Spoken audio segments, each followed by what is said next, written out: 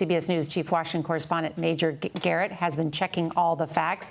Good evening, Major.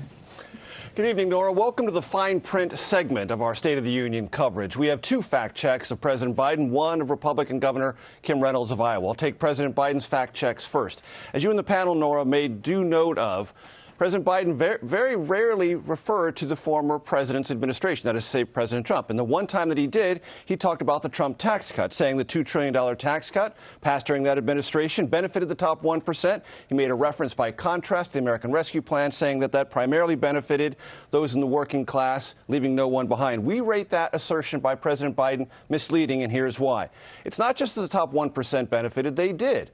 But according to the Brookings Institution, 80% of Americans got a tax cut, averaging about $2,100 in the year 2018. So that we rate as misleading. President Biden also said that the Justice Department, and this was under the criminal justice reform section of the speech, has required body cameras, banned chokeholds, and restricted no-knock warrants. Well, in the first and third, body cameras and restricted no-knock warrants, that's true.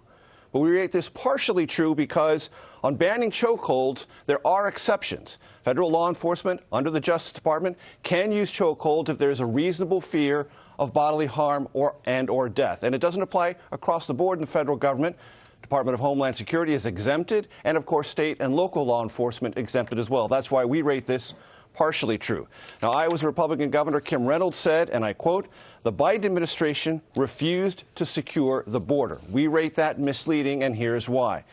There were 2 million migrant encounters in 2021 at the southern border. And an encounter means either the migrant was expelled or taken into custody. That's 4 times the amount during the last year of the Trump administration. Now, Republicans would say because that's a border crisis and the Biden administration policies are too lax at the border. But you can't argue that there's been no security at the border because these numbers clearly indicate people are being stopped, either expelled or taken into custody. So, again, we rate that misleading. Nora, back to you.